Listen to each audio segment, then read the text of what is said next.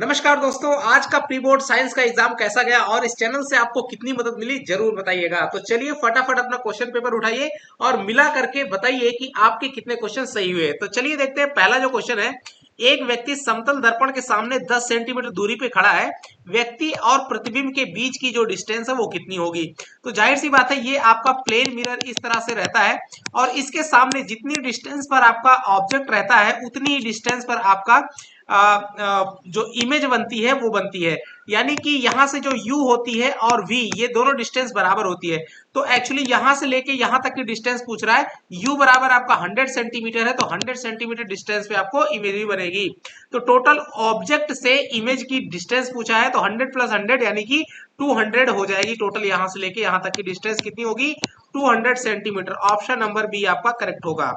अगला क्वेश्चन है, मोटर वाहन के चालक के सामने कौन सा दर्पण लगाया जाता है। थोड़ा सा मिसमैच टाइप का लगने वाला क्वेश्चन है, थोड़ा क्लियरिटी कम है इस क्वेश्चन में, फिर भी इसका जो सेंस जा रहा है वो है कि साइड मिरर की बात कर रहा है। साइड मिरर में आपका उत्तल दर्पण यूज किया जाता है।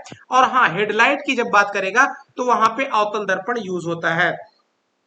बात करते हैं लेंस सूत्र कौन सा है। तो लेंस सूत्र होता है 1/f equal to 1/v minus 1/u।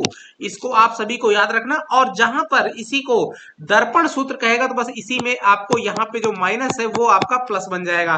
तो यहाँ पे आप फटाक से मिला लीजिए कि आपका ऑप्शन इसमें से कौन सा वाला है। यहाँ पे देखो कुछ गड़बड़ सड़बड़ लिखा हुआ है। 1/f इक्वल टू 1 कुछ गड़बड़ लिखा हुआ है, ये भी गड़बड़ है। अच्छा, तो बच्चों इसमें ऑप्शन नंबर ए को टिक करो और लेकिन ये प्लस वाले को यहाँ पे माइनस कर लो। अगर अगर इसको प्लस को माइनस नहीं करना है तो लेंस की जगह पे आपने क्या लिखना पड़ेगा? दर्पण लिखना पड़ेगा। इसको करेक्ट कर लेना। अब ये देखना पड़ेगा कि आपके टीचर जो है इसको क्या एज्यूम करके जो है मानते हैं। मुझे लगता है कि ए वाला ऑप्शन जिसने लगाया होगा वो सही मान लिया जाएगा। वैसे ये क्वेश्चन है आपका गलत। आपको क्या लगता है, ये गलत है या फिर सही? आप भी बता सकते हैं अपने विचार कमेंट में। फिलहाल बढ़ते हैं क्वेश्चन नंबर 4D क्षमता वाले अवतल लेंस की फोकस डिस्टेंस पूछ रहा है। तो अवतल लेंस की फोकल डिस्टेंस क्या होती है? पहली बात तो अवतल लेंस है तो फोकल डिस्टेंस नेगेटिव होती है। फिलहाल p इक्वल टू 1/f, जहां f आपकी मीटर में होती है, तो यहां से f इक्वल टू 1/p यानी कि 1/4। 1/4 मतलब 0.25 मीटर। ठीक है, अब ध्यान दे रहा है, 1 = 1/4 ये मीटर में है, इसको 100 से गुणा कर दिए सेंटीमीटर बन जाएगा। तो ये इसको मल्टीप्लाई करिए 4 से, तो ये 25 चौके 100, तो ये आएगा माइनस का 25 सेंटीमीटर। याद रखना, ये माइनस के साथ में ऑप्शन लगाया जाएगा। क्यों? क्योंकि ये अवतल लेंस पूछ रहा है और याद रखना है अवतल लेंस की फोकल डिस्टेंस नेगेटिव और उत्तल लेंस की फोकल डिस्टेंस पॉजिटिव। याद रखना। अगला क्वेश्चन है, मायोपिया यानी निकट दृष्टि दोष कहते हैं, इसको कैसे ठीक करते हैं? तो अवतल लेंस से ठीक करते हैं। सुबह के वीडियो में आपको ये मिल जाएगा। नेक्स्ट क्वेश्चन है, किसी बल्ब से 220 वोल्ट, ये आपको V दिया हुआ है, और उसके बाद पूछ रहा है कि 2 एम्पियर यानी I जो आपको दिया हुआ है, I 2 एम्पियर इसकी विद्युत धारा प्रवाहित हो रही है, तो फिलामेंट का प्रतिरोध कितना होगा? तो V equal to I into R होता है। ठीक है, V equal to I into R, तो R equal to V upon का I लिख देंगे। और अगेन इसको जैसे ही हम यूज करेंगे, V कितना है? 220 और बट्टे में 2 करेंगे तो यानी 110 एम्पियर का, सॉरी 110 ओम का आपका रेजिस्टेंस मिल जाएगा। तो ऑप्शन नंबर बी आपका करेक्ट हो जाएगा। चलिए बढ़ते हैं अगले क्वेश्चन की तरफ। 7 नंबर देखिए, कह रहा है कि 2 ओम, 3 ओम, 6 ओम प्रतिरोध पार्श्व क्रम यानी समांतर क्रम में जोड़ने पे, तो 1/r equal to 1/2 plus 1/3 plus 1/6, इसका एलसीएम हो जाएगा 6, और 2 तिया 6 यानी 3, और 3 दूनी 6 यानी 2, और 6 के 6 यानी 1। तो ये हो जाएगा 3 2 5 1 6/6 यानी कि 1 आ जाएगा। तो आर बराबर कितना है? 1 ओम। आपका करेक्ट आंसर हो जाएगा ऑप्शन नंबर ए। चलिए, फ्यूज तार जो है वो किसका बना होता है? निम्न गलनांक धातु का बना होता है। निम्न गलनांक यानी जिस धातु का गलनांक कम होता है। अगला क्वेश्चन है, चुंबकीय क्षेत्र की दिशा बताने के लिए हम लोग किसका यूज करते हैं? तो कंपास सुई का यूज किया जाता है। नेक्स्ट क्वेश्चन है, दाएं हाथ के अंगूठे का नियम जिसे राइट हैंड थंब रूल कहते हैं, इसका उपयोग करके हम लोग चुंबकीय क्षेत्र चुंबकीय क्षेत्र के लिए हम लोग इसका यूज करते हैं, चुंबकीय क्षेत्र की दिशा बताते हैं। नेक्स्ट क्वेश्चन है, रासायनिक अभिक्रिया में भाग लेने वाले पदार्थ को क्या कहते हैं? तो उसको अभिकारक बोलते हैं यानी कि रिएक्टेंट बोला जाता है। उदासीन विलयन का पीएच कितना होता है? 7, यानी जल जल का पीएच भी 7 होता है जो कि उदासीन होता है, तो याद रखना। अच्छा, 7 से अगर कम है तो अम्लीय, और 7 से अगर अधिक है तो क्षारीय, ठीक है, याद रखना। एल्कोहल का सामान्य सूत्र, एल्कोहल में OH आता है और अल का यूज होता है, ठीक है, नाम में, तो CnH2n प्लस CnH2n+1 और OH, ये आपका एल्कोहल का एक ही है OH फंक्शनल ग्रुप, जो आपका सही हो जाएगा। नेक्स्ट है 14 नंबर, लोहे का जंग लगना किस प्रकार की अभिक्रिया? तो भाई लोहे का जो जंग लगना, आयरन जो है ऑक्सीजन के साथ रिएक्शन करके आयरन ऑक्साइड बनाता है, यानी कि जंग का जिसको रूप कहते हैं रस्ट हो जाता है, तो ऑक्सीडेशन इसमें अभिक्रिया होती है, ऑक्सीकरण। नेक्स्ट क्वेश्चन है 15 नंबर, C2H5OH का IUPAC नाम।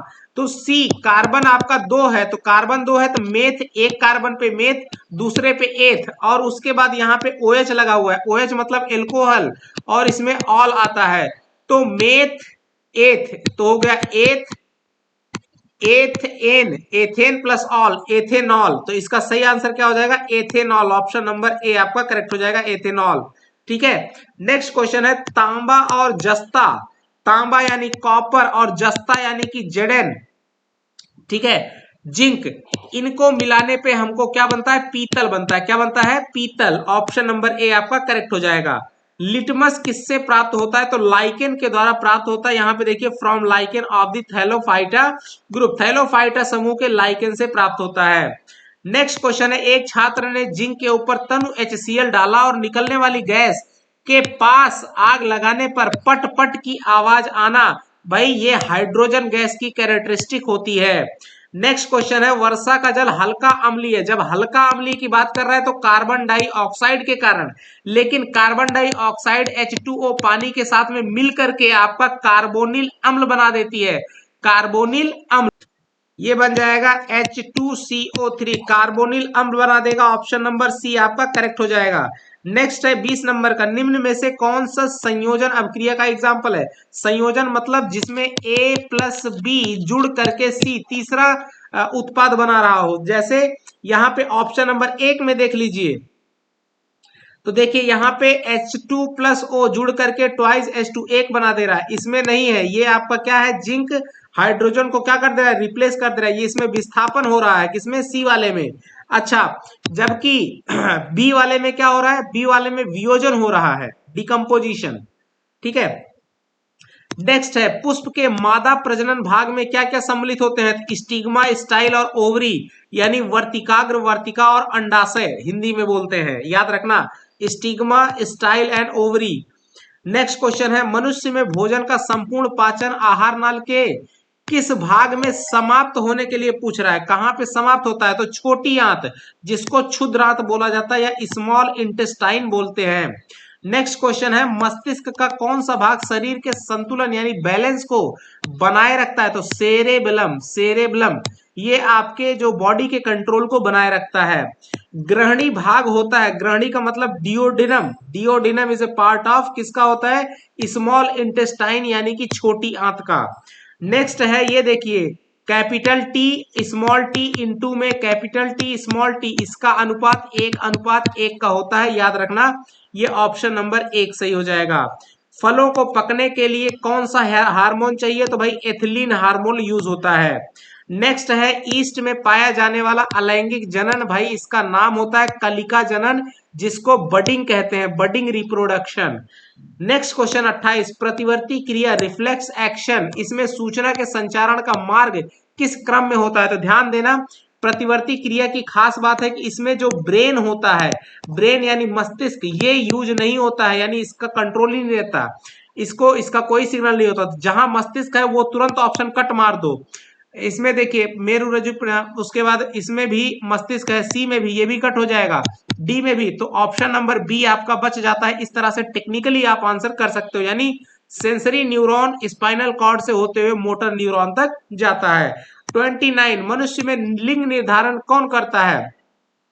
लिंग निर्धारण करता है, तो लिंग क्रोमोसोम जो होता है वो लिंग निर्धारण करता है। अच्छा, ऑटोसोम कितने होते हैं? टोटल 22 जोड़ी, 22 पेयर। लिंग क्रोमोसोम 1 पेयर। टोटल मिलाकर के क्रोमोसोम कितने होते हैं? तो भैया 23 जोड़ी यानी 23 पेयर होते हैं।